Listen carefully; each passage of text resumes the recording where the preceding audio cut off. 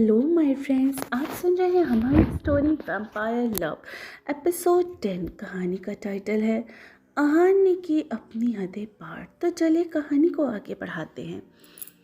आहान रोशनी के ऊपर आ आहान ध्वनि के ऊपर आ गया। ध्वनि आहान को धक्का देने की भरपूर कोशिश कर रही थी, पर आहान के सामने वो एक चींटी के बराबर थी। आहान ध्वनि की दोनों हाथ ऊपर पकड़ लेता है और दूसरे हाथ से ध्वनि के टॉप को बेरहमी से फाड़ देता है। उसकी गर्दन पर जोर जोर से किस करने लगता है। ध्वनि आहान की पकड़ से छूटने के लिए छटपटा रही थी, गिड़गिड़ा रही थी, रो रही थी, लेकिन आहान को उससे कोई मतलब नहीं था। आहान पागलों की तरह उसकी गर्दन को किस करते हुए उसकी कॉलर बोन को चूमते हुए बाइट करने लगा। ध्वनि को बहुत दर्द हो रहा था। उसकी चीख सारे कमरे में गूंज रही थी। फिर आहान ऊपर आकर उसके होठों को अपने गिरफ्त में ले लेता है और चूमने लगता है। ध्वनि आहान के होठों को काट रही थी, पर आहान को तो जैसे कोई फर्क ही नहीं पड़ रहा था। फिर वो उसके पूरे चेहरे को चूमने लगता है। ध्वनि चिल्ला चिल्ला कर रोते हुए बोलती है, आहान छोड़िए, मुझे दर्द हो रहा है, प्लीज छोड़िए मुझे। आहान ध्वनि आहान को पूरे जोर लगाकर दूर धक्का देती है, जिससे वो थोड़ा सा दूर हट जाता है। ध्वनि लड़खड़ाते हुए वॉशरूम के अंदर भाग जाती है और अंदर से दरवाज़ा लॉक कर देती है।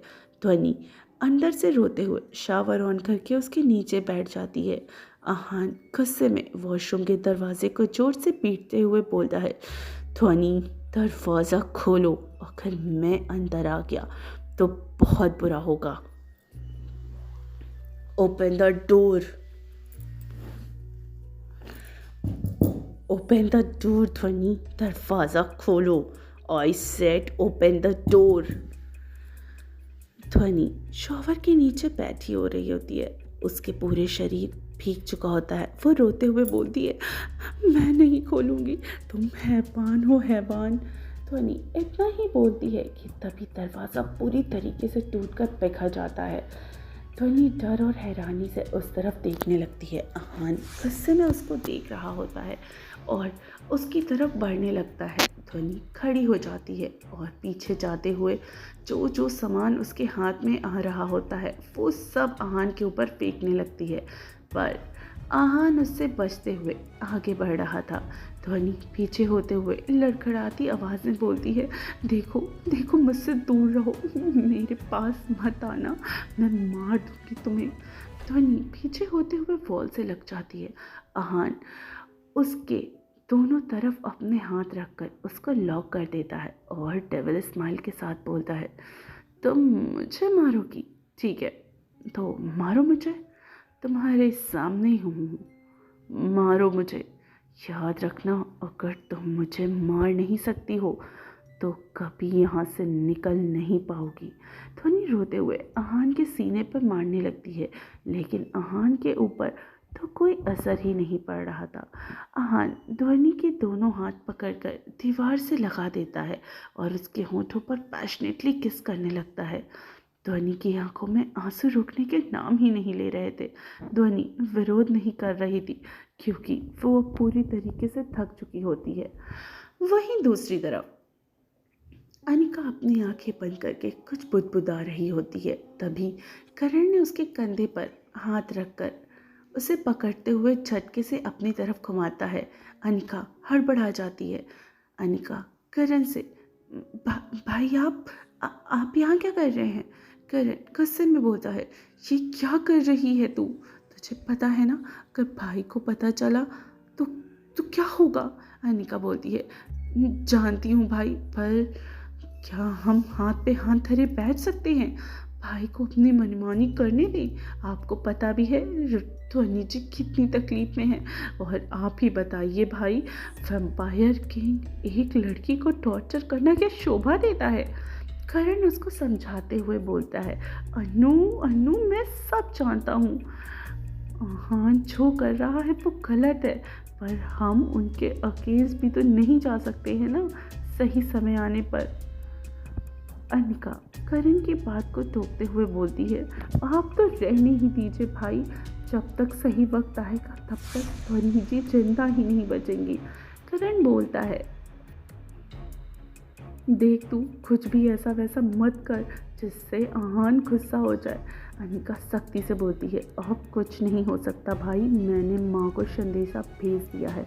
करण गुस्से में बोलता है, तू पागल हो गई है क्या? अनिका सख्ती में बोलती है, भाई आप भूल रहे हैं कि आप किससे बात कर रहे हैं, हम वैम्पायर किंग की बहन हैं, प्रिंसेस अनिका। करण एकदम से चुप हो जाता है, पहली बार अनिका उससे ऐसे बात कर रही होती है। वो बिना कुछ बोले रूम से बाहर निकल गया। करण के जाते ही अनिका की रुकी हुई आंसू उसके गालों पर बह जाते हैं। अनिका मन में बोलती है, सॉरी भाई, मैं आपको हर्ट नहीं करना चाहती थी। दूसरी तरफ आहान किस करते हुए रुक गया और शॉवर ऑफ कर देता है।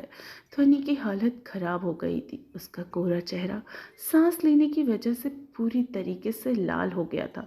वो ठंड में कांप रही थी, उसके होठों के कोने से हल्के हल्के खून निकल रहा था। वो आहान को गुस्से में देख रही थी। आहान आगे बढ़कर उसके होंठ के खून को सक कर लेता है और ध्वनि को घुमाकर उसकी गर्दन से अपनी बाहों को लपेट लेता है। ध्वनि अपनी आंखें बंद कर लेती है। आहान ध्वनि की गर्दन पर गर्म सांसें छोड़कर उसके कान में बहुत ही सडक्टिव वॉइस में बोलता है, तुम्हारा खून बहुत टेस्टी है बेबी। तो फ्रेंड्स, कैसी लगी आपको हमारी स्टोरी? आई होप पसंद आ रही हो। अगला पार्ट सुनने के लिए थोड़ा सा इंतज़ार कीजिए, बहुत जल्दी मैं इसका अगला पार्ट लेकर आऊँगी। और मुझे स्टोरीज डालने में इसलिए देरी हो जाती है क्योंकि मुझे ये स्टोरी लिखने में थोड़ा टाइम लगता है। अदरवाइज़ मैं कोशिश करती हूँ कि मैं ये स्टोरी डेली ही डालूँ, डेली आपके पास ज़रूर अपलोड कर दूँ 1 या 2 स्टोरी। लेकिन सॉरी अगर मैं कभी नहीं अपलोड कर पाती हूँ, कभी कभी मुझे टाइम लग जाता है, मुझे भी समझ नहीं आता कि मैं आगे स्टोरी में ऐसा क्या सीक्वेंस दूँ, कुछ नया, है ना। तो फ्रेंड्स, अगर आपको मेरी स्टोरी अच्छी लगती है तो प्लीज़ मेरे चैनल पे यूं ही बनी रहिए, और आपने अगर चैनल नहीं सब्सक्राइब किया है तो सब्सक्राइब कीजिए और मुझे कमेंट करके ज़रूर बताइएगा कि आपको ये कहानियाँ कैसी लग रही हैं, ठीक है, जिससे मैं और भी मोटिवेट होकर आपके लिए इस कहानी को और भी ज़्यादा खूबसूरत तरीके से प्रेजेंट करूँ। तो चलिए मिलती हूँ कहानी के अगले पार्ट में, तब तक अपना ख्याल रखिए और सुनते रहिए वैम्पायर लव सिर्फ टिनी FM जान के साथ।